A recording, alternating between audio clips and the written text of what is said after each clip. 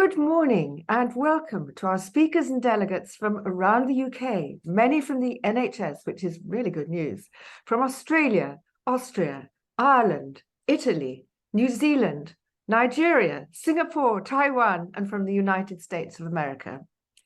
Today's Greengross Arts for Brain Health, Changemakers, Young Onset conversation will bring insights from inspirational people who, since their diagnosis with a young onset dementia, have been living remarkable lives through creativity, for most as never before. And Chris, having given up playing his tenor horn after heart attacks, when dementia struck, he thought, blow it, or rather, I'll blow the horn again. And a decade later, he's still at it. Our chair, Professor Jan Oyebode, a specialist in the field and head of dementia care at the University of Bradford, will lead today's conversation. We are honoured to be able to hear and share how, despite the challenges of dementia, Kate Swaffer of Australia, Keith Oliver, Wendy Mitchell, Chris Norris, and Gail Gregory advise, write, create poetry, photograph, paint, and play music to live their best possible lives. In a fascinating panel conversation, they will exchange experiences of their creativity and its impact. Then we look at access. Hamaad Khan, Global Development Officer at the National Academy for Social Prescribing, explains how social prescribing provides the link between the patient through the GP surgery to arts and well-being programs that can empower them to preserve their brain health. Hamaad will touch on global social prescribing approaches and the Champion scheme that encourages medical and neuroscience students to interact with these artists, to glean insight into their condition and material for dissertations. Tessa Gutteridge is the driving force behind Young Dementia UK and director of the Young Dementia Network. Each person will talk for 5 minutes, and the resulting conversation between them will open our eyes to the reality and impact of arts to preserve brain health in young onset.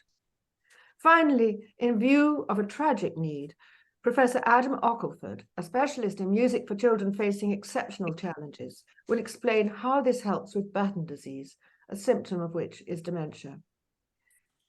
The instigator of this Changemaker conversation series, Baroness Greengross, was passionate about the need for music to be embedded in the health and social care system for dementia. Sally, our dear friend, Arts for Dementia patron and co-chair of the All-Party Parliamentary Group on Dementia, worked indefatigably to advance arts for brain health strategy in Parliament. And after her death last year, many of us learned that she and her husband created the British Museum Youth Programme. How Sally would have valued our focus today on young onset. We are truly grateful to our speakers whose guidance inspires best practice in arts for brain health the world over. During this 90-minute conversation, so as to keep the flow, if you have questions, could you please save them to the very end? My colleague Amisha will keep an eye on and preserve the chat. All will be recorded and a transcript produced from the recording to provide an online resource. If you would like to upload your own resources, we shall add these too. And now I should like to introduce our chair, Jan Oyebode, Professor of Dementia Care at Bradford, who has spent most of her career as a clinical psychologist in the NHS. She now works in research where her current focus is on relationships, coping with life with dementia and family caring. Her recent work includes the Angela Project, improving diagnosis and post-diagnostic support for people with young onset and their supporters. The Dynamic Project on social care for people living with young onset dementia and their families. And she also leads the Young Dementia Network's research work stream. Jan, it is an honor to welcome you as chair. Thank you. Veronica, thank you very much for that lovely introduction, and it's a real honour for me to be here too. I think we're all going to have such an enriching time and getting this conversation together with several people who are very inspiring figures in the young dementia world and the dementia world generally, and who are outspoken advocates for good support and services for people with dementia. I think it's wonderful to have a focus today on young onset dementia. It's catching more attention now than it used to, and that is largely thanks to prominent voices who've been acting to draw attention to the needs of everyone with dementia, but especially for people with young onset dementia, because as you see from our panel, these are people who are younger themselves. So we're going to turn to our panel in a few moments. And as Veronica says, everyone will speak for about 5 minutes and then we'll have a conversation. But first of all, Veronica invited me to speak briefly about the Angela Project. So I'm just going to say a few words about that. The Angela Project was a project funded by the Alzheimer's Society in the UK. It ran from 2016 to 2019, and we're actually still producing some outputs and some resources from the project. The project aimed to improve assessment and diagnosis and post-diagnostic support for people living with young onset dementia. It was led by Janet Carter, who is an old age psychiatrist working in North East London Foundation Trust and at UCL. And she led the work on diagnosis, working along with Professor Jackie Parks from University of Roehampton. And we ran the post-diagnostic work stream from the University of Bradford. Keith was also involved as a key member of our involvement group. And we surveyed people living with young onset dementia in the post-diagnostic work stream to ask people about the services and support they received. And we had responses from 233 people living with young onset dementia or their family carers. They were a mixed group of people aged from their 30s to their 60s, with an average age in the 50s. So just drawing your attention to some headlines that came from this survey. Only 20% of people received any specialist service. The specialist services for young onset dementia were associated with higher satisfaction and higher quality. Especially, they provided better care continuity and there was better care planning, but only 1 in 5 people were able to access a specialist service. About half those who responded to the survey accessed some dementia-related activities, but just under half hadn't attended any dementia-related activities in the 3 months prior to completing our survey. And in terms of costs of care, the cost of care is very modest for people living with young onset dementia.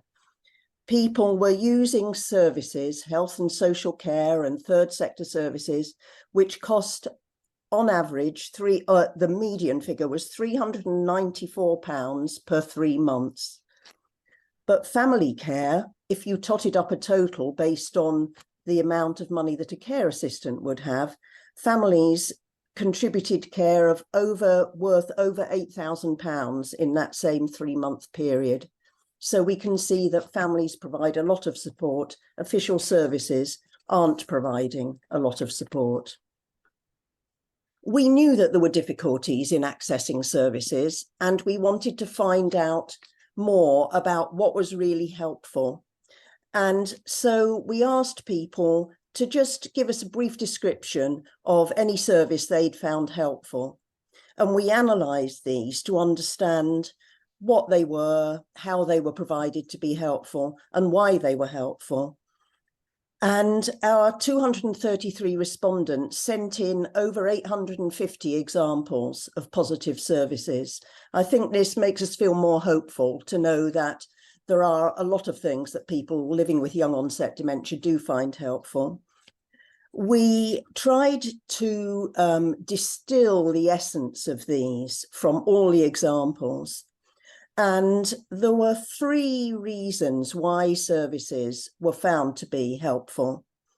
One was that they helped the person living with young onset dementia to maintain independence and autonomy. The second was that they enabled the person to be themselves, to have their own identity. And the third was that they enabled people to feel connected with others and the world.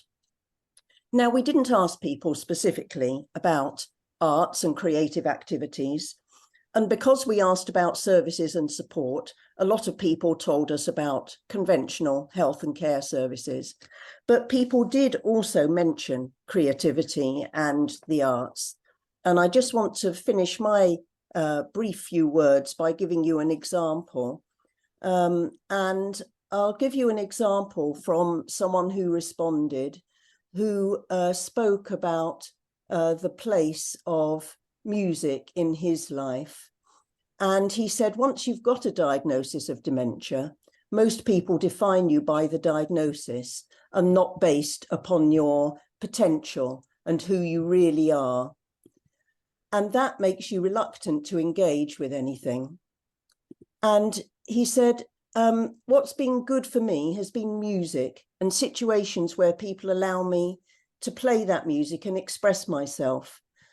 And people recognize what I do is relevant. So I'm still full of the person who I used to be, who I am. I'm still full of the youngness, full of the energy, and full of the enthusiasm. So what's important for me is something that's compatible with who I am. So he gives us an example of how music and creativity in his own life helps to contribute to him feeling that he is very much himself and valued as himself by the people around him. So that's all I'm going to say about the Angela Project. Later in the transcript, you'll have links to the Young Dementia Network site, and all the outputs from our project are there. Anyone can access them, and you can read articles and see other resources that we have produced connected with the Angela Project. Thank you, Jan, very much. Thanks, Veronica. So let's turn to our panel. And we are going to, each person's going to have a few moments to say something about themselves and the part that creativity plays in their life. And our first panel member is Kate Swaffer. Kate's such a well-known name. I feel I'm in the presence of the royalty of the dementia care world here today. Kate's a researcher and a published author and poet, and a global campaigner for human rights and disability rights of older people and people living with dementia. We're delighted to have you with us today from Australia, Kate, and to hear about the place of the creative arts in your life. Let me hand across to you to tell us something about yourself and the place of arts in your life. Thank you so much, Jan, and welcome everyone. I'll just start with a special thank you to Veronica for the invitation to be with you today. It's and to join so many wonderful friends also living with dementia, and also thank you to everyone for making time to join all of us. And I know some of you and know some of your names and your incredible work in dementia. So together, maybe one day we can change the world. And I thought, rather than focus on my creativity, which I'll discuss very briefly, but I think that the reason that so many of us have turned to creativity is really what happened to me and what happened to many people before me, people such as Christine Bryden and the late Dr. Richard Taylor, and then has happened to so many people still. But being diagnosed with a rare young onset dementia as a 49-year-old married working mother with 2 teenage sons was truly pretty traumatic, particularly because I'd been a nurse and I didn't know that young people could get dementia. But I think what was worse than the diagnosis, eventually I felt, was that being told the only thing that I could do was to go home and prepare for the end, like get my end-of-life affairs in order, and there's nothing we can do. So I think for me, it was a spiraling downhill to start with, and my husband and teenage kids, and I thought that there was no hope for any sort of future together as a family. I had a couple of kind of lucky breaks. I was a mature age university student at the time, and my lecturers were perplexed about why everybody else had told me to give up everything, and they just saw me as a person with acquired disabilities and referred me to the disability support team. But my employment was terminated upon disclosure of the diagnosis. And although dementia causes disabilities, we all know that now, and the WHO have been saying that for 15 years before my diagnosis, not one healthcare professional or service provider has advised me ever, until quite recently, that I had rights under the Disability Discrimination Act in Australia and the CRPD to be supported to stay at work. And I think the other factor that impacts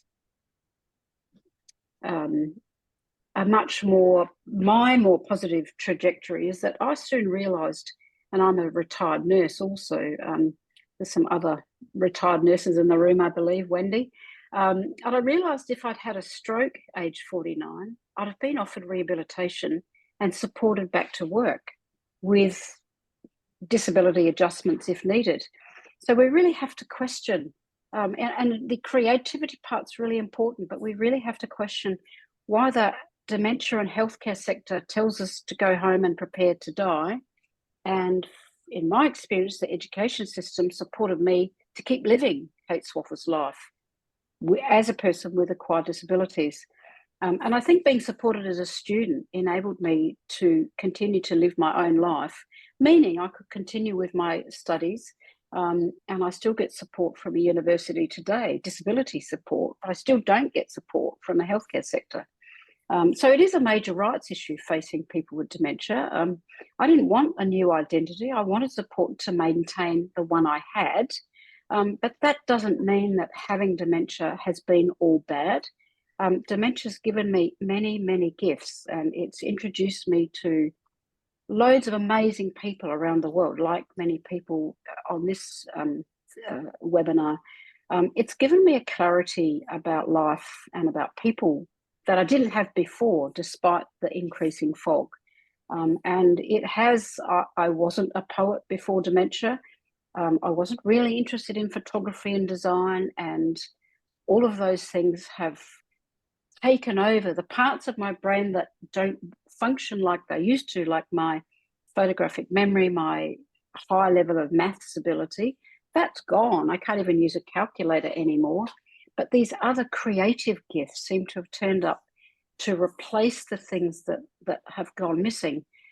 So whilst there are progressive changes to my cognitive capacity and my memory and thinking, my memory's changed.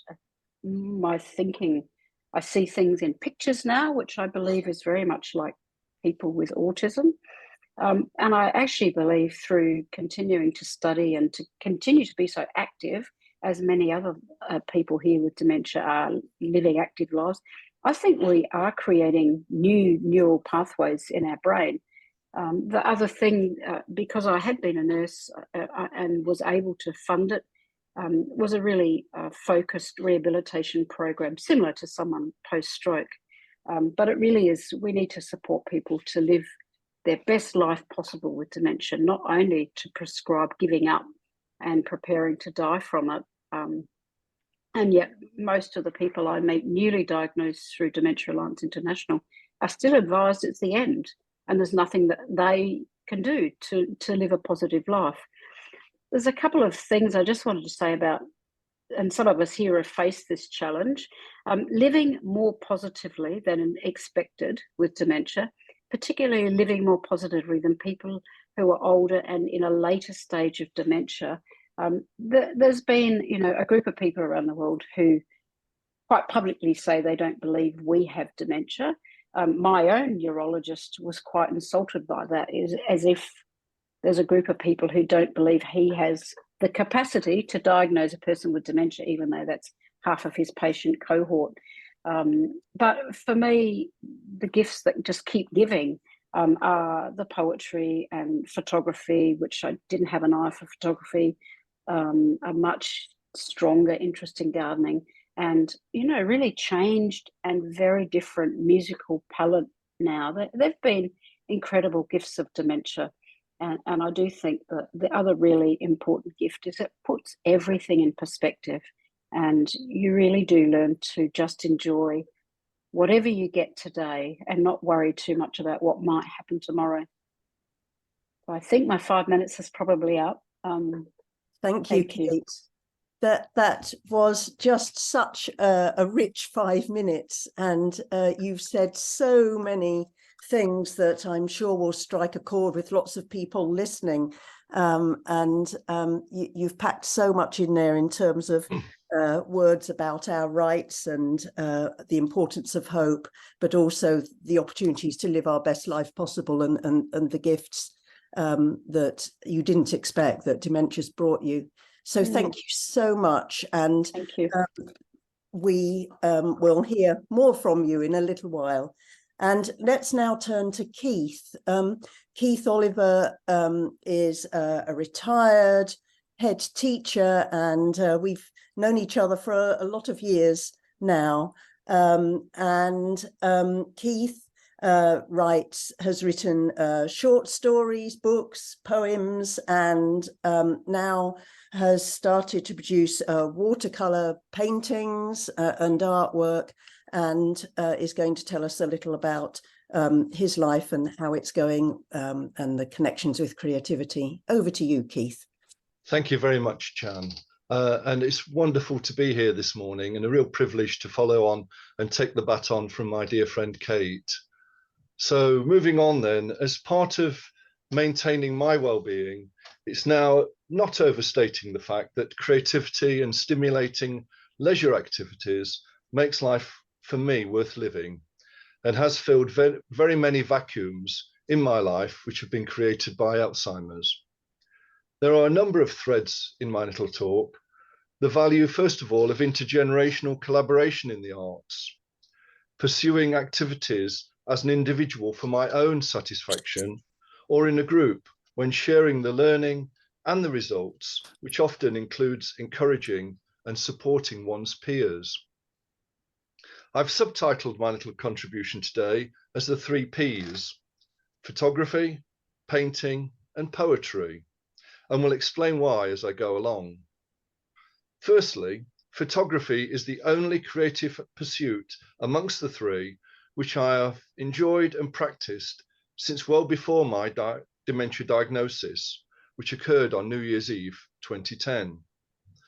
I taught creative black and white photography as part of the art curriculum to primary school children, and then in liaison with the local secondary school, taught the children how to develop and print their images in a darkroom. This was an exciting and fun activity for us all, in more ways than was always anticipated, when children collaborating and creating together in a dark environment. Then, since being diagnosed, I have become the photographic student, learning with others who have dementia how to make better use of cameras on my iPad and smartphone.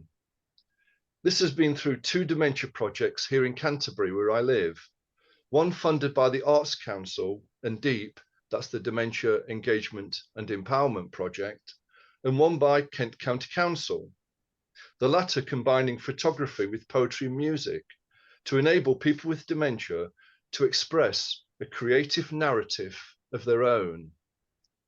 Next to painting, between the ages of 11 and 64, my sole use of a paintbrush was to paint walls and ceilings with my wife in our home. After lockdown, I joined an online art group led by Francis Isaacs, and my dear friend Gail was part of that group as well. I was introduced to a skill and a passion which I never knew I had, which is watercolor painting. This has completely changed the way I look at the world in which I live. I don't copy when painting, but try to take a story in my head and transfer it onto paper using paint. This has encouraged me to be more resilient, patient to rework ideas and take risks, and some happy accidents have been the result. Since Similarly, it is only since being diagnosed that I have written poetry, some of which I have been very fortunate to publish. I'm going to finish my little bit with a poem which I wrote some months ago and which seeks to turn stigma and negative stereotypes on their head, and was recently the subject of an Arts Council funded film. Depending upon which way you put the emphasis on the words, it's called Atrophy. Rereading the neurologist's report. I nearly said my neurologist. He doesn't belong to me, and I certainly don't belong to him. About a brain which does belong to me. Why does the word atrophy jump out? Puzzle me, concern me, cause me to self-doubt. Surely atrophy should be a reason to celebrate. Who has given me a trophy? Shook my hand in exchange for a smile? This is a trophy shared with family and friends, whether they like it or not. Picturing a trophy in my mind, filling in the gaps. A trophy maybe for my brain, for sporting achievement, for effort, for trying, very. For quizzing, a good memory test, even for being me. I don't need a trophy to remind me how hard it is to remember, but what some people say and do does shine through. A trophy that maybe many compete for, are given, but few want to win. Maybe around the base we have names engraved, past winners, past friends, past. In a trophy, so we never forget them. Fair to say sometimes it feels my brain is shrinking, but then my heart gets bigger. Maybe that's what deserves a trophy. Thanks for listening, everyone. Thank you so much, Keith. That's such a beautiful poem and beautifully delivered too. Really lovely. And this, living with a brain that has some cognitive problems, but demonstrating to us just the sheer creativity that has arisen since that diagnosis, I think is so inspiring. Thank you very much. Next on our star cast is Wendy Mitchell. Lovely to see you, Wendy. Wendy has lived with dementia since I think 2014, and has a blog which me am I today, where we can all read about the day-to-day adventures, trundles and visits to paradise, as well as other things.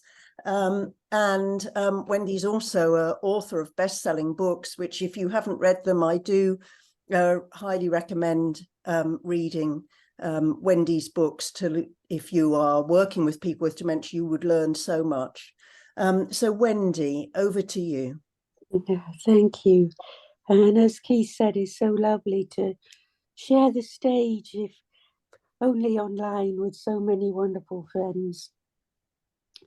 So throughout my life, I've had many artistic interests, but dementia has taught me the importance of time and how this very moment is the only time any of us are guaranteed, as no one knows what's around the corner.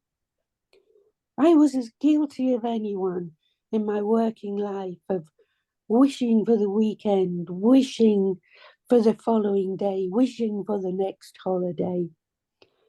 But now I simply do my best to enjoy today, enjoy this moment. Nature has taught me to enjoy the smallest moments. During lockdown, which everyone found difficult, I realised I needed to find a new routine, as my old routine of travelling 3 or 4 times a week around the country, giving talks, just disappeared. By pure chance, I'd bought a camera just before lockdown. And one day I saw it staring at me from the bedroom carpet. Could this be the answer?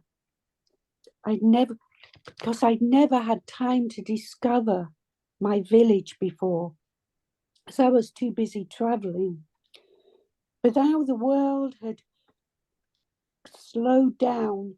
I went out each day, taking photos along the way, clicking those magical moments so often missed if you don't take time to stop and look, really look.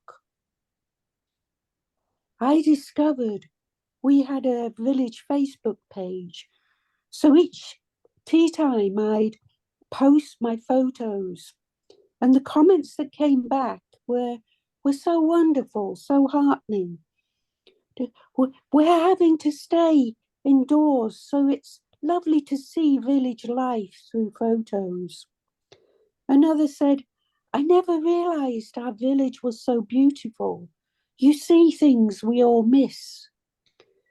This different means of socialising with the community around us is what got me through this strange period we all faced. Most villagers didn't know I had dementia at the time. Either words began to get around that I did have dementia. But instead of calling me Wendy with dementia, they started calling me the camera lady. They saw my talent with a camera before they saw my dementia. So now they saw dementia in a whole new light. I still post my photos every single day on the village Facebook page, and the villagers even asked me to produce the village calendar for 2 years to raise funds for the village, but also my support group. So my new hobby helped me as well as many others. But my other main therapeutic passion is writing. I can type words faster than I can think and speak them, because that part of my brain hasn't luckily been affected yet. Typing is my escape from dementia. My blog, Which Me Am I Today? My blog is simply my memory. But it's so humbling to think that people all over the world read it. It was the blog that led to publishers asking me to write my first book. But I kept turning them down. I knew I couldn't write a book by myself because I'd never remember what was on each page as soon as I turned it over. So when the lovely Anna Wharton emailed me out of the blue and said, I think we could write a book together that I'd wished I'd had when my father was alive. Suddenly, the impossible was becoming a possibility. But I didn't want Anna to write my book. After all, she's a ghostwriter. I didn't want her to just interview me and write my book. It wouldn't be my book. So we found a way whereby it worked for both of us. She told me what we were writing about each day. I typed my words, then Anna would work her magic and weave it in to the storyline and keep it all in time order. That's how we wrote my first book, Somebody I Used to Know, and my second, What I Wish People Knew About Dementia. My publishers are Bloomsbury, the same publisher as Harry Potter. Where's the connection, you might ask? Well, I was diagnosed on Harry Potter's birthday, the 31st of July. So the partnership was simply meant to be. But Anna has taught me the art of writing, the importance of writing the detail, just like the click of a camera, the detail that's so often missed. That's why I know my last book, One Last Thing, is my final book. As through writing that, I discovered the balance was tipping in Anna's favour. And for me, a book isn't my book unless I've written it. So they're my two creative pastimes.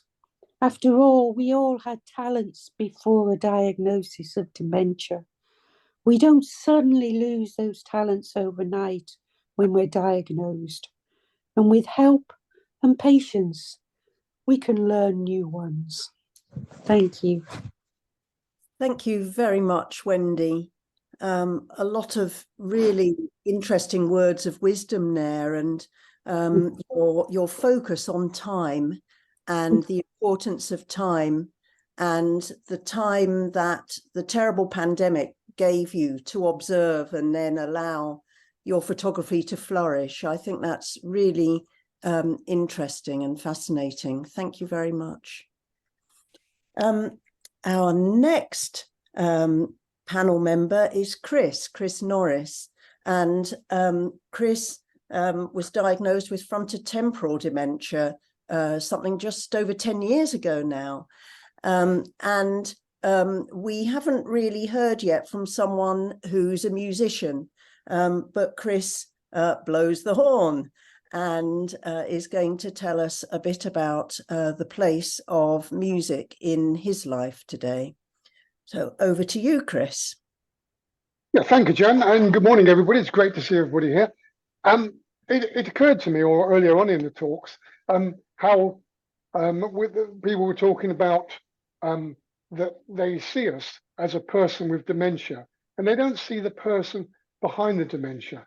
And it occurred to me when I looked at the picture next to my biography, which came out with the thingamabob here, that the picture is a picture of a light bulb in the ceiling.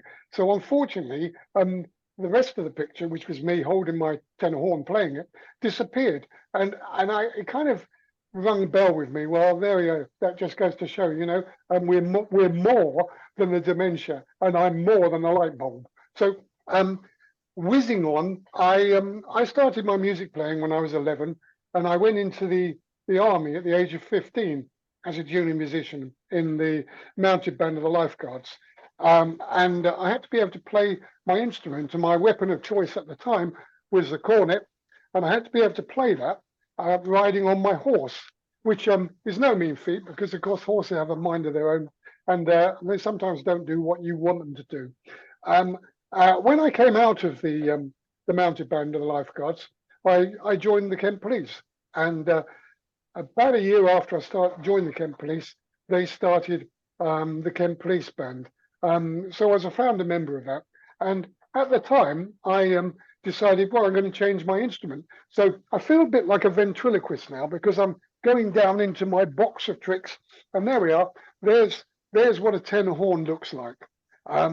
So a bit different to the cornet, where it's the same shape, but it's just on its upright when you play it. So that's a tenor horn, and it replaces, in brass bands, it replaces the French horn that you see people playing in the orchestra, where they shove their hand up the bell and tootle.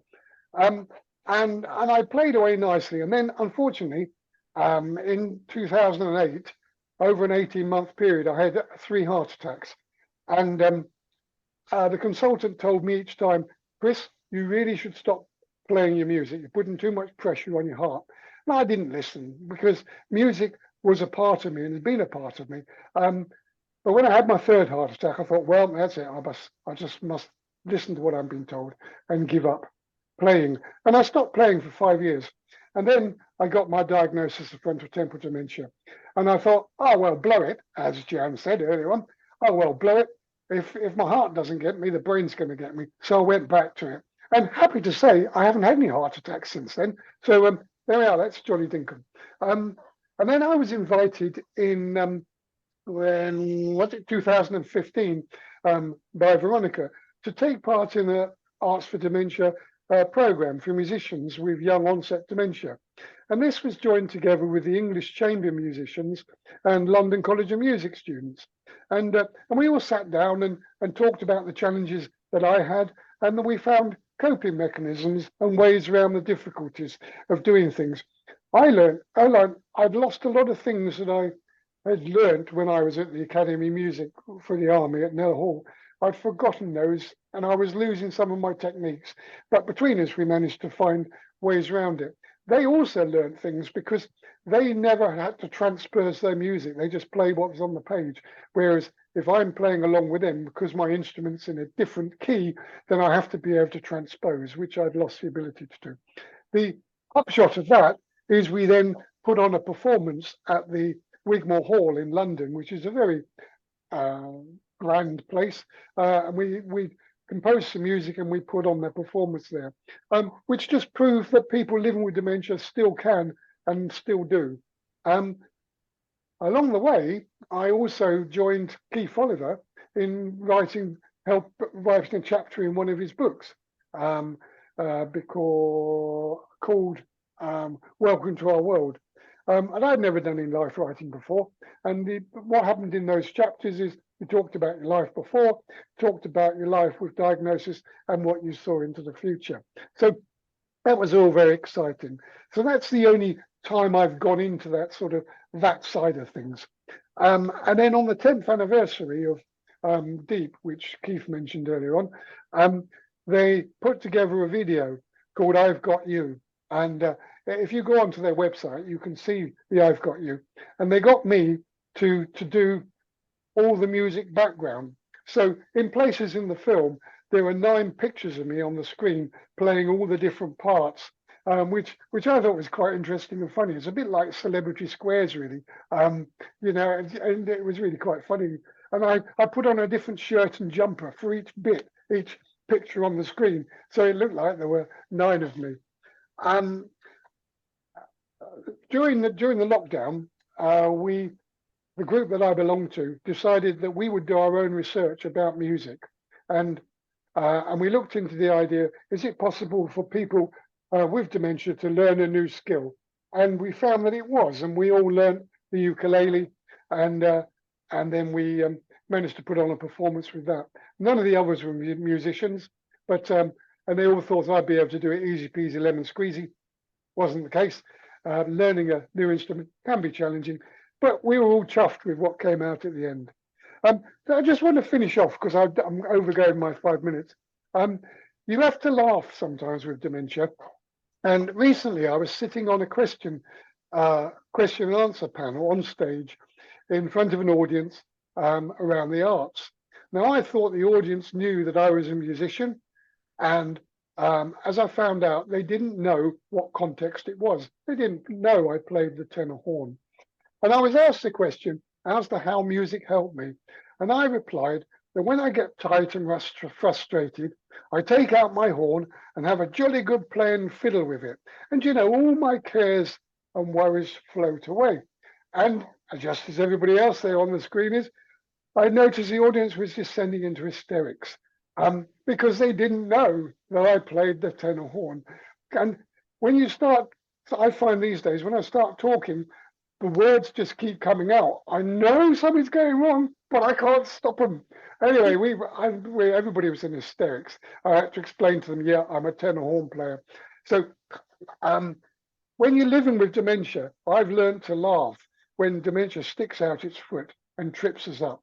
And I think that's what living with dementia is looking at the things we can still do and not the things that we can no longer do, because there's zillions of things we can still do. Thanks very much, and back to you, Jan. Thank you, Chris. That's made me smile, probably made everyone listening to you smile as well. And that message of, the things that you can still do and you do carry you forward, despite that advice you had not to carry on playing. So thank you very much. Last but not least, on our panel of people living with young onset dementia today is Gail. Gail Gregory lives in Yorkshire, I think, was diagnosed 3 or 4 years. No, not in Yorkshire. Lancashire. Lancashire, wrong one. Oh, no. I work in the land of the white rose and you're in the land of the red rose. And Gail received a diagnosis 3 or 4 years ago now, in her early 50s. And Gail writes a blog and has a talent for art. And you can see an art piece behind Gail now on the screen. And she's going to tell us a little bit about the place of art in her life. Over to you, Gail.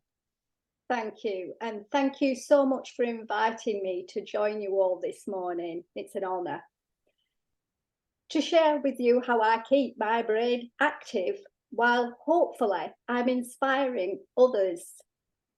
When I received my diagnosis of early onset Alzheimer's 4 years ago, I felt empty. I felt lost. Not only had I received my diagnosis, I had the very difficult decision to give up my business, the business that I'd worked so hard to create. So I felt like I'd lost everything. I felt like I'd lost all purpose in life. It was arts, crafts, photography, and my blog that brought a sense of purpose back into my life. I needed to find ways that I could keep my brain engaged. Our brains are very remarkable and require regular exercise to stay sharp and function at their best. So I needed to ensure that my brain was staying active. Now for me, it was arts and crafts, nature and photography. I do like to challenge myself with new information and skills. And I believe by doing this, I'm hopefully promoting my brain health and holding on a little longer to my cognitive function. By incorporating my arts and crafts into my daily life, I am hoping that I will keep my brain engaged much longer. I always like to start my day with an early morning walk, and that's joined with my four-legged friend Toby, who is a celebrity in his own right and poses regular for photographs that are shown on our local weather TV station. I love being outdoors just to soak up the beauty of nature and capture my walks on camera. Because my camera just doesn't take photos. It's a wonderful memory aid, and I can relive my walks on my photographs later. The sights and sounds of nature are just so calming, and I have indeed counted some very special moments with nature. I've even had little robins feeding from the palm of my hand. Such a great way to start the day. So after a good dose of fresh air, it's off into my craft room, or I sit at the computer and write up my blog, depending what inspires me on that particular day. Inspiration can be very powerful. It has the ability to ignite others and encourage others. And inspiration can come from many, many different sources. Lots of things inspire me to be creative. Other people, flowers, nature, the list is endless. And we all have so much beauty around us. If only we would take the time to stop, to look, and to listen. I suppose dementia has inspired me because it's given me the opportunity to try new things, to be creative, and to use my imagination. I do try to attempt a piece of art most days, It helps to calm me. As I immerse myself in a piece of art, dementia seems to disappear. I've no confusion, I've no agitation. It's just me and my artwork. Arts, crafts, nature and photography is my form of mindfulness. I have never done any drawings or any paintings until after my diagnosis. And that was all thanks to a wonderful lady called Frances, who was also living with dementia, who encouraged me to try drawings and watercolours. And I was so surprised when I found out that I could actually draw and I could paint. But the biggest thing was I was learning something new whilst living with dementia. Art became a way of bringing out a creative side in me that I didn't even know existed. I started to express myself on how dementia made me feel. It was becoming a way to release the feelings and emotions that I was carrying inside. And my blog and poetry helps also. It's just a great comfort to let things go. There's so many benefits to arts and crafts, nature and photography. And I believe by doing these that I'm keeping my brain active and it's beneficial to my well-being. It reduces my stress levels. It alleviates my symptoms of anxiety. It helps me with the feeling of loneliness and it keeps my brain active. The best thing of all is the feeling of achievement when I've actually completed a piece of artwork. So let us embrace the power we have to inspire, encourage and motivate others. Let us be a trigger for change and make a positive impact in the lives of those around us. Remember, inspiration can go a long way. Thank you for listening to me. Gail, thank you very much, and very appropriate to end on a type of call to action for us all to show how living with dementia or not, we can inspire others and we can help others to see some of the ways that we can enrich our lives. And I think you've all spoken about having, very rich lives. I believe there are some of your pictures that we have ready to show. And Amisha, who's been providing a lot of support for this meeting, is just going to show a few of them now. You should be able to see them on your screen.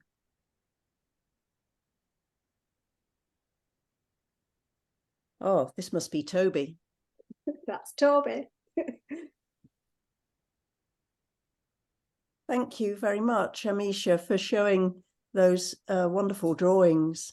And the one in the background behind you is beautiful, Gail.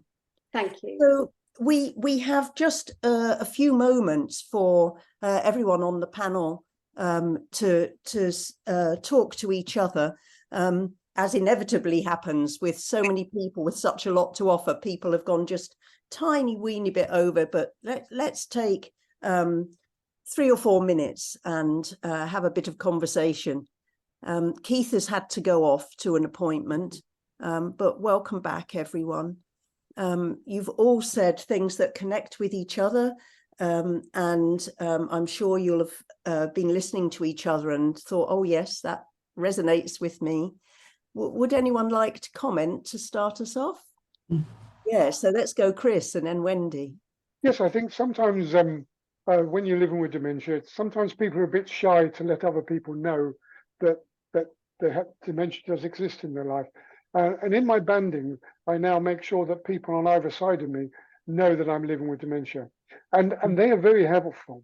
They will subtly lean forward. If we're told to go from a certain place on a piece of music, they will lean forward and count on the music as if they need to know where they are. I know they don't need to know but they're just kind of subtly helping me. And so if I didn't tell them, then they wouldn't do that, and I would not be able to carry on as successfully as I am.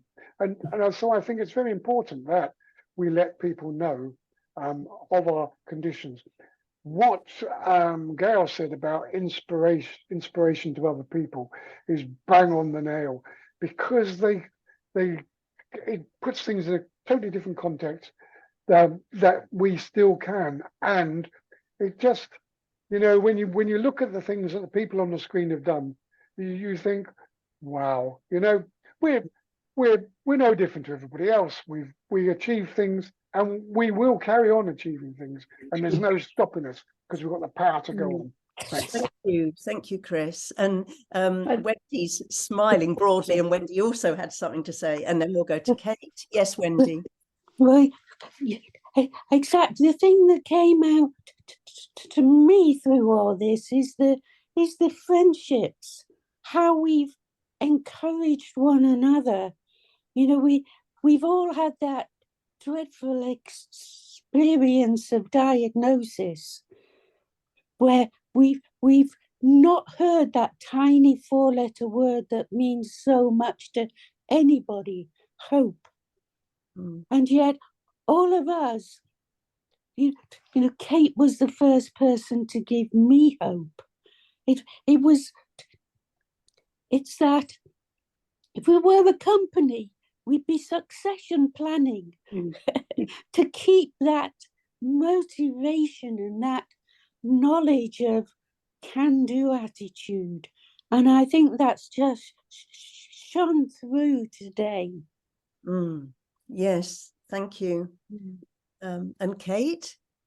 Yeah, I didn't know that, Wendy. It's lovely to hear that. Thank you. And I started blogging, I don't know, maybe 2009, I think. And Yeah, that was what many led to years me before publishing a me. book. Yeah, but I wanted to comment on something that you said, Chris, because I think it's really, really important. And you said that we should tell people that we've got dementia and not be, you know, fearful of doing that. And, you know, I had a lovely example of a close nursing friend and her husband come to visit me one day, maybe 3 or 4 years into the diagnosis. And they sat down and asked me how I was. And I did the typical, oh, I'm fine. Probably everyone says that down the street because we all think nobody really wants to know what it's like. And my friend's husband said, now, Kate, I'm sure things aren't fine all of the time. They might be right now while we're visiting. But really, if you don't tell us what it's like for you, how can we actually support you? And I really took that to heart. And there's been some negatives to taking that to heart. But seriously, if we had cancer, or if we had Parkinson's disease, or if we had diabetes, we wouldn't be fearful or ashamed of telling other people if it came up in conversation. And I think that, you know, that one of the ways that we can help break down the stigma is to be as upfront about having dementia as we would be about cancer. A very high profile media woman in Australia, she's currently chair of the ABC television channel, and she was quoted a few years ago, you know, when someone gets cancer, everyone swarms around you, promises to be with you. I don't know if anyone here's had cancer. Everyone promises to be with you and hold your hand till your last breath. And when you tell them you've got dementia, a significant proportion of those same people quietly disappear. And is it that they're scared of, you know, is it this late stage dementia that they think we're going to go straight to? Is it that they're fearful for their own potential to have, I don't know, there's too much fear attached to dementia. And so if we can't be open, we just need to be open about it, like we would about anything else. I think you're all breaking the mold in being open about it. And I think this is the only way to show people how living with dementia isn't the end of life, that lives continue, you go on growing, developing, and it gives everyone who receives that diagnosis hope that they still might not get from a health and care professional. And I think as health and care professionals, we could do much, much better in giving that hope at the same time as knowing that a diagnosis isn't an easy thing to receive. I know we have to move on in a moment, but Gail, is there anything you'd like to comment on before we move to the next section of our meeting?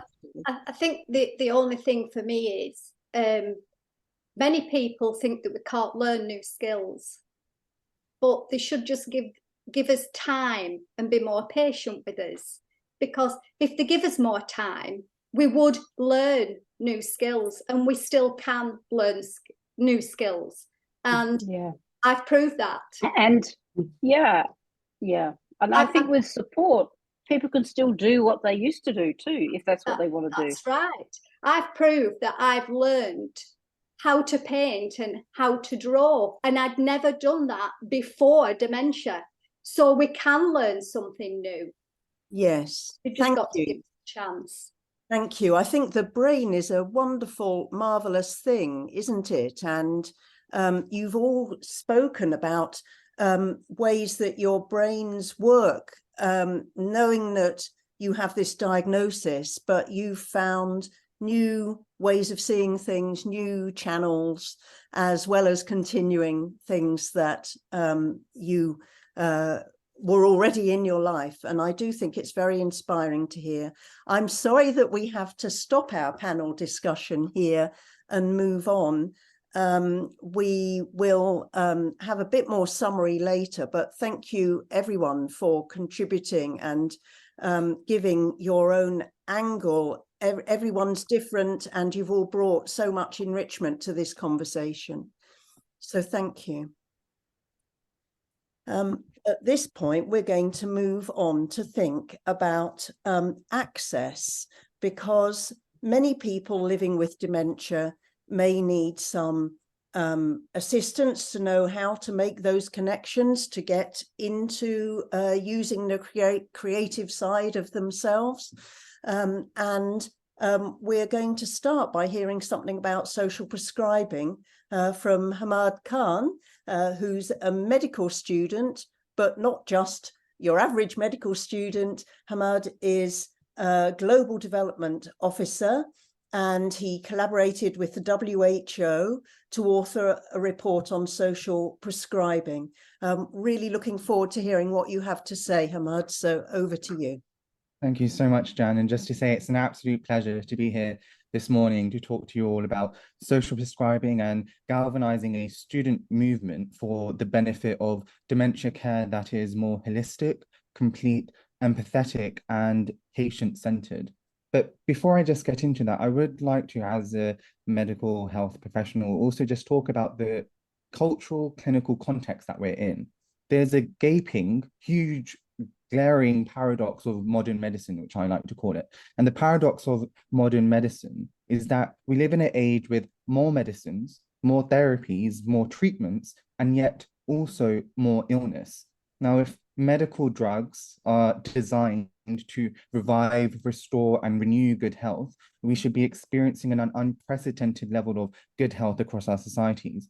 And yet, at this time of the greatest scientific medical understanding, it seems ever harder to attain good health, good well-being, and good nutrition. This goes across the board, not even looking at the aging population or dementia diagnosis.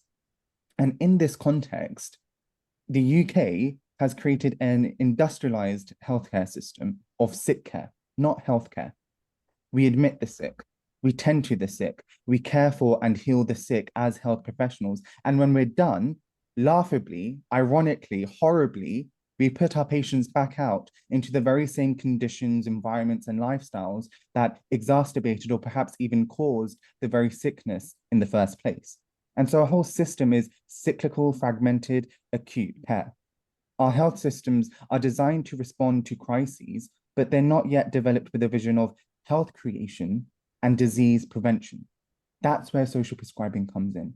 It's about understanding what's the matter with the patient, but also what matters to the patient, holding their hand, understanding what the problem is, and seeing where we can make those vital social connections to improve a biopsychosocial understanding of their health. But in this context, in this horrible industrialized context, the patient becomes a passive entity. And we've heard much already about the burden of a dementia diagnosis and how you sometimes can have your social networks unfortunately collapse and you feel this sort of passive sense. And we see this a lot in our medical care. There's a brilliant writer called Anne Boyer, and I'm going to use a lot of books just to ground my talk, so just bear with me, please. And she talked on her cancer diagnosis and experience of medical care. And I wanted to share this because I thought that this may even resonate with quite a few of the audience here today. And she said, we fall ill and our illness falls under the hard hand of science, falls onto slides, under confident microscopes. And then there's this body, my body, that has no feel for uncertainty, a life that breaks open under the alien terminology of medicine. She writes beautifully about how empirical science does little to invite, respect, and care for the patient voice in their journey to a long-term well-being and resilience. And that's the key, because the patient voice is hushed under the hubris of modern medicine, as we say. There's a common phrase in medicine by Osler, who's considered one of the grandfathers of evidence-based medicine. And he said so many years ago, listen to your patient, they are telling you their diagnosis. And it seems we've stopped listening because now 44.6% of patients want more involvement in their healthcare, and yet at a record high, 10% of patients feel disregarded. And just going again on what does a diagnosis mean and its effects on our patients, it changes how we think about our bodies, Anne-Marie Goldstein-Jutel says, our disorders, our futures, and even our identities. It brings into the fore and consciousness of a body that is sick, complains, creaks, and disobeys our intentions to do what we want to do. But medicine and social prescribing, as it were, can offer far more when we allow patients the dignity and autonomy to direct their own care, to understand how they want to move forward with their life, because diagnosis is not a fate, it's not a burden. As a neuroscience student, a few years ago, I had the absolute privilege of attending an early stage dementia workshop, Arts for Dementia, which Veronica hosted at the Southwark Playhouse. And as a volunteer at this weekly social prescribing drama workshop, I saw dementia beyond my clinical gaze of neurofibrillary tangles or amyloid plaques. And I found vibrancy in many people, not just patients, but people who persisted through a disease that is so far easily marked by loss and deficit. I saw patients who weren't encouraged to submit to their symptoms, but empowered to improve their own health and well-being in a way that makes sense to them. And that's what social prescribing is about. It's removing the unnecessary clinical gaze and connecting patients to their community services and resources so that they can also be incorporated and integrated into a wider sense of care. And again, Jan Gru, who's a Netherlands writer, talks about his cerebral palsy, but he mentions the clinical gaze and says, what is this gaze, which is so sharp and penetrating, but simultaneously dull and disinterested, that separates things that should not be separated, and at the same time mistakes one thing for something very different. Social prescribing tries to remove a lot of that unnecessary clinical gaze. It's about establishing a cultural change. We want to redefine perceptions of health. As a student, my perception of health was determined by symptoms, diagnoses, and by medicine. But by understanding that actually patients can improve their sense of well-being with a biopsychosocial care by incorporating a link worker who can connect them to the community, understanding what sort of hobbies are important, whether it may be playing instruments and improving your sense of well-being through different forms of art, as we've heard. It's about redefining that perception of health, not just for current doctors and healthcare workers, but also for future doctors, current students. And by doing so, we reform our systems of care. We make sure that every GP has a vital link worker, as we now have in this country, where when patients come in with perhaps symptoms of dementia, not only are they given a biomedical care, but they're also connected to their communities so that they have a holistic sense of well-being. And by doing so, we eventually revitalize health for all by not just unnecessary medicalizing, but vitally socializing people's connections too.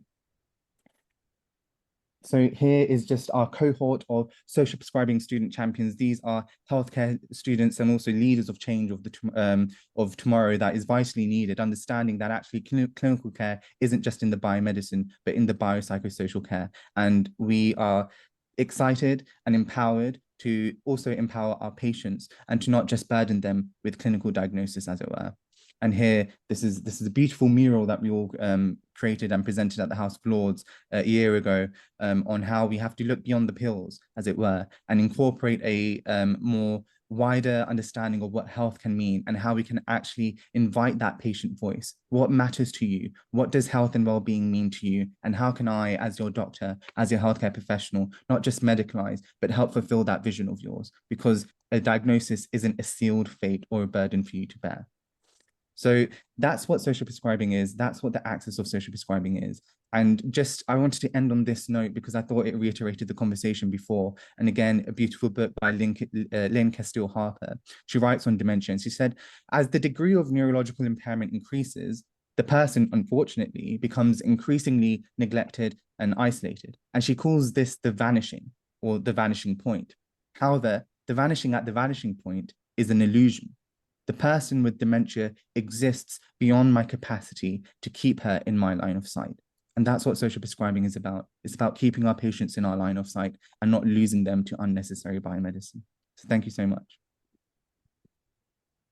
Thank you very much, Hamaad. I think that will be very inspirational for people who work in health and social care, where we have the weight of biomedical tradition on our shoulders. And I think by working with other medical students to break out from those confines and be able to see the people that you work with, I think that can make a real difference if you can shift that culture. So thank you very much for your words. And our next speaker in this part of the programme is Tessa Gutteridge.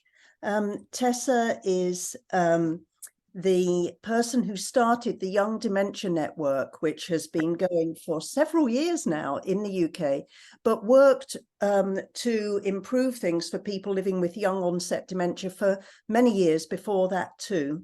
And Tessa's going to talk a bit about how people can access the network if they're living with young onset dementia or working with people with young onset dementia. Over to you, Tess. Thank you. However many years I've worked with young onset dementia, I'm realizing every day, this morning's included, there's just so much to learn, so much to rethink, and I've just thoroughly loved this conversation so far, so thank you very much for including me. I think most of the contributors today have played a part in the network, either on the steering group or taken part in our activities, so you know us well. But for those of you who don't know us, thank you very much for the opportunity to tell you a little bit more about the network.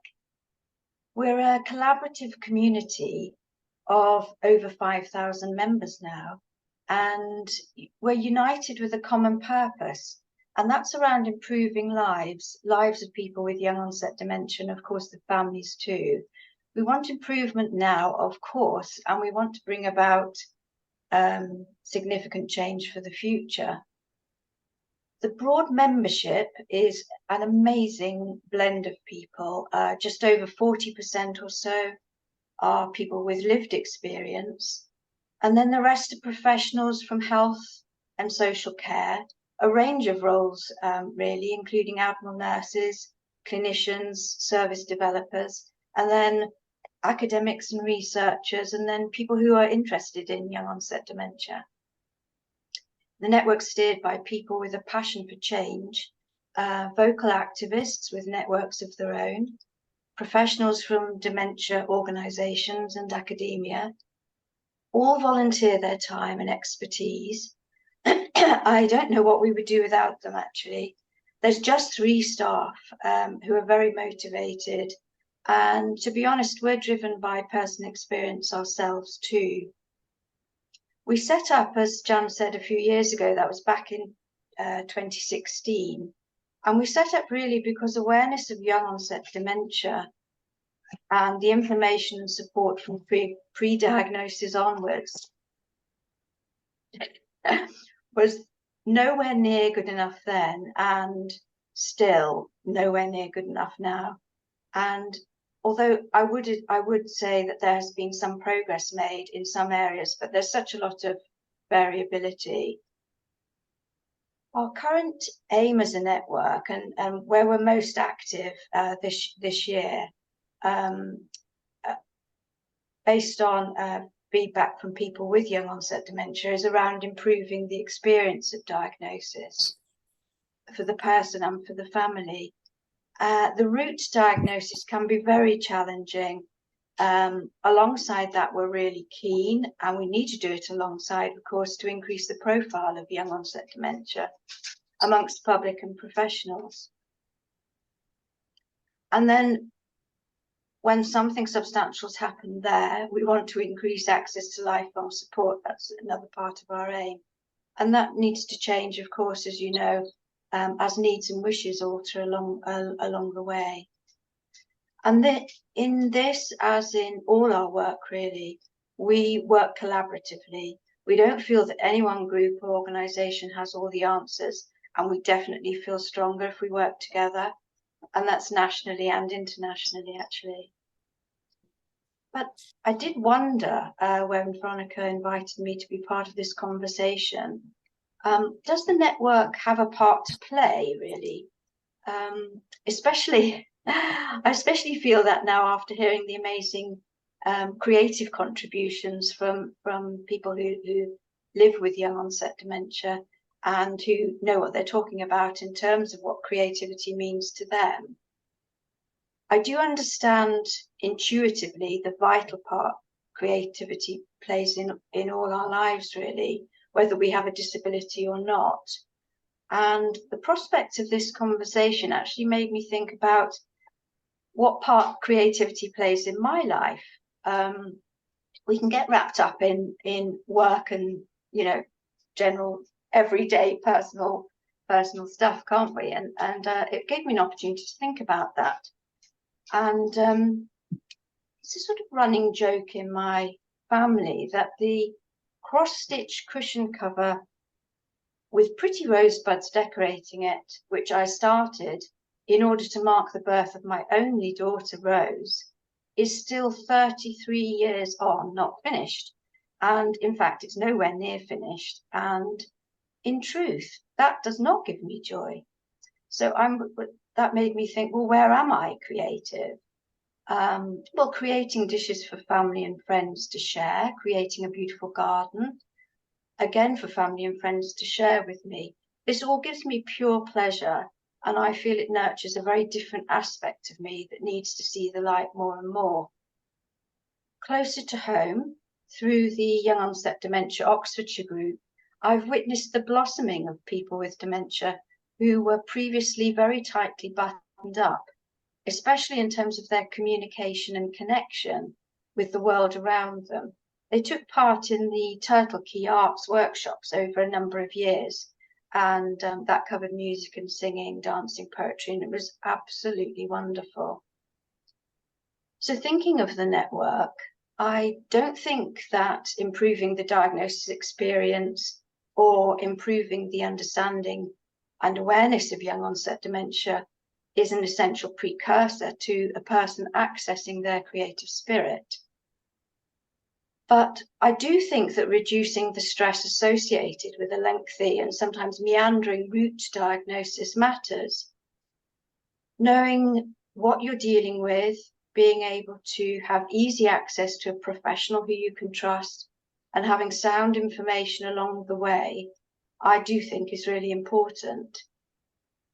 And for those around you, family, friends, employers, community, to be able to recognise, accept and welcome you as yourself with young onset dementia and put up no barriers to participation in joining in or in pursuing your own life-enhancing creative opportunities well, I really feel that's important too.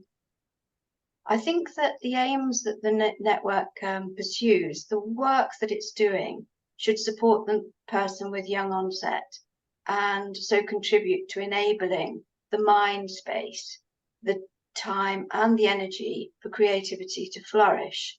And I think it's that work that the network is involved with. I also feel that the photos, the pictures, the sketchings, the poems, the music, the wonderful, the books that people with young onset dementia create and share actually motivates and lifts the spirits of the people who work in the field as well. People like me and my colleagues. So don't underestimate the value of that. That's absolutely marvelous. Thank you. Thank you for giving me the opportunity to be involved in this. Thank you very much, Tessa. On the programme at this point, I am due to give a short summary, but we're also running just 5 minutes late, so I'm not going to give a summary beyond saying that it's been inspirational to hear members of the panel, and that I think you're helping us break through, you're helping the people living with young onset dementia to break through that catch-22, where if you're seen to talk about the things you can do, people then accuse you of not having dementia. But by being open about your dementia, you are showing both that you do live with this unwelcome guest, but also that you find ways to flourish and you contribute a great deal to society. So I think the work you're doing is really pioneering and trailblazing. And it's been just very enriching to hear about it. But at the end of this conversation now, we're very privileged to have our final speaker. And I think that, I'm not sure if Veronica wishes to introduce Professor Adam Ockelford. Because I want to thank you. So thank you, Jan, for your wonderful chairing, and you enable so many people to flourish with young onset by the very powerful work that you do, and thank you for the absolutely I shouldn't say inspirational. One can't help feeling inspirational, but all the speakers have today shared. And I would like to warmly welcome Professor Adam Ockelford. Adam is a music psychologist based at the University of Roehampton in London. His research interests include the impact of different neurological conditions on the development of musical abilities in childhood, and conversely, the potential of music to mitigate the effects of neurodegeneration. He has worked extensively with children and young people with neuronal ceroid lipofuscinosis, Batten disease. Symptoms include blindness, epilepsy, and the decline of speech, language, and dementia. Adam led a 3-year project that examined the potential role of music in enhancing the lives of children and young people with NCL, and I've seen the remarkable effect he has on children with challenges. It'll be really interesting to hear from you. Adam, thank you. Thanks very much, Veronica, and thanks for giving me a slot. I'll be quite brief, but hopefully it will be of interest and relevance. Yes, briefly talking about the potential role of music in children with and young people with either juvenile or infantile dementia, which is very rare, but it does affect a few hundred children in the UK at any one time. And one of the symptoms of juvenile dementia can quite often be blindness. And this is where my interests overlap, because I run a charity called the Amber Trust, which supports children and young people who are visually impaired to make music. So very briefly, we studied 12 young people very much with the support of their families and their teachers. They were across the age spectrum from early years to later teenage years, and had a whole range of stages in their sort of journey through Batten disease. And the key findings were, we found that the capacity to engage with music declined more slowly than their other abilities. And even at the end of their lives, it seemed that music could still bring them pleasure, as well as offering social opportunities for them to remain part of their families, which was terribly important. As with older people with dementia, it seemed that music could stimulate memories that may otherwise be inaccessible. We felt strongly that active encouragement to engage with music was important in the earlier stages of the disease. So adopting a preemptive approach. Almost universally, we found that children could continue singing when they could no longer speak. And we devised some special micro songs or short functional songs that contained everyday language, such as no, thank you, yes, please, which was a way of extending communication, in some cases by 3 or 4 years. And I suppose above all, music was a source of great pleasure to many of the young people we worked with, promoting well-being and emotional regulation. So very briefly, here are some of the findings. What we found, this is from parental reports, was that while music was a sort of average importance, I guess, for 7-year-olds who are in the early stages of the disease, by the time the juvenile Batten disease patients were older, music became incredibly important. In about 80% of cases, music was the main source of leisure activities, along with audiobooks, slightly less so.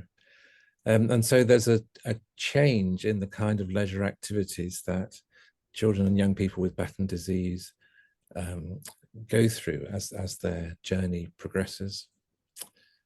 And here's the evidence for the continuation of musical engagement. So you can see over the 3 years of the study, the children's capacity to engage with music stayed more or less constant, while overall there's a general pattern of decline in day-to-day functioning. Then a couple of videos just to show some of this in action. So here is Ollie. Ollie has lost many of his abilities.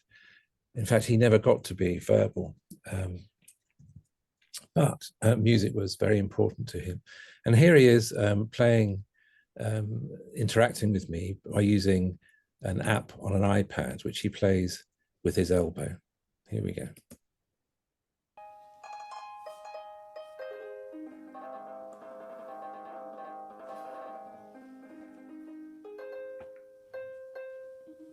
Only play a song while we sing. Only play a song. All join in.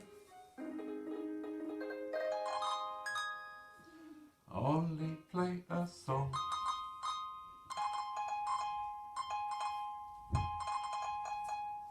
While we sing. In fact, technology was incredibly important, and the Amber Trust is currently sponsoring technology and music education to create a new sound beam, a sort of ultrasonic beam through which children who can perhaps just move a finger will be able to engage with music making. And finally, here's Lily, who I worked with for several years at the end of her life. Lily had lost the ability to speak when I knew her, but she could still sing. Here she is talking about, expressing, first of all, her preference for something to eat and drink. Lily, what do you like for breakfast? Wow. What's Lily going to say? I would like some breakfast. Well, and what would you say? You say, I would like some Weetabix. Wow. And later on we might say, what would you like for your snack, Lily? And you're going to say, I would like some sour cream. And we might say, what would you like to drink, Lily? And you say, I would like And here's a song with Lily expressing her feelings, which are very important. How are you feeling? How are you feeling? How are you feeling today? Happy, happy. Adam's son, you asked me, Derek, I want Lily to do it. Ready? Go on, Lil. How are you feeling? I'm feeling happy. Lily was an extraordinarily happy person and a great inspiration to work with. And finally, working on the project helped us think of the place of music in the children's lives. The inner circle is about listening, playing and singing, and making music with others. Then the outer circle was the broader effect of music in supporting remembering, understanding, moving, communicating, socializing, and feeling. And indeed, I'm involved in a project with older people with dementia now called Take Note that uses that framework. Thank you, Adam. That was so incredibly moving. Thank you very much for sharing it. I think it's important that we know that children can have this tragic disease which includes symptoms of dementia. And I hope that we will have dedicate a special event to it in the future. Thank you very, very much. Thank you all for coming.